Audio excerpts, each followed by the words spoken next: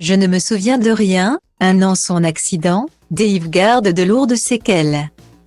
Invité de l'émission 50 pieds un site sur TF1, diffusée samedi 25 mars, Dave est revenu sur son accident survenu il y a un an et les séquelles très handicapantes qu'il a gardées.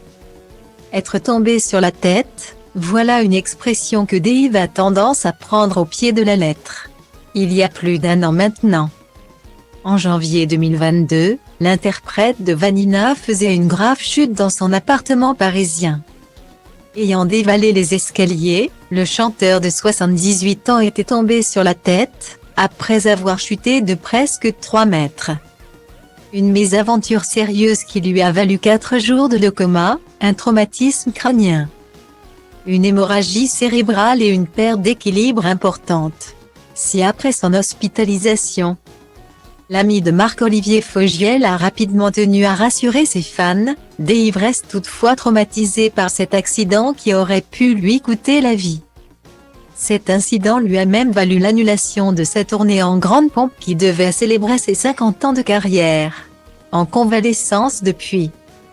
Et malgré le port d'une minerve durant de longues semaines, Dave se requinque chez lui en compagnie de son cher et tendre Patrick Loiseau, sur lequel il peut toujours compter malgré quelques querelles de couple. Mais si le plus dur est derrière lui et qu'il a désormais retrouvé le sourire, Dave a tout de même gardé de nombreuses séquelles de cet accident. Comme il l'a expliqué dans 50 pieds un site, hier, samedi 25 mars, j'ai dû faire un mauvais pas et donc je suis tombé en arrière. Je suis tombé de 3 mètres de haut, sur la tête. C'est une ambulance qui est venue et qui m'a emmené à l'hôpital. Moi, je ne me souviens de rien.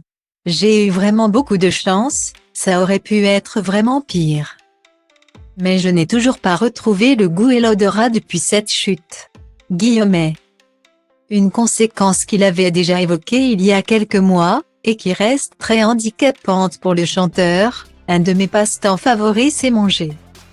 Quand tu n'as plus le goût et l'odorat, c'est vraiment triste. Quand on fait un dîner avec des amis, c'est pour la convivialité alors qu'avant, c'était surtout pour la bouffe, a-t-il plaisanté avant de préciser qu'il gardait espoir que tout redevienne comme avant. Et c'est bien tout le mal qu'on lui souhaite.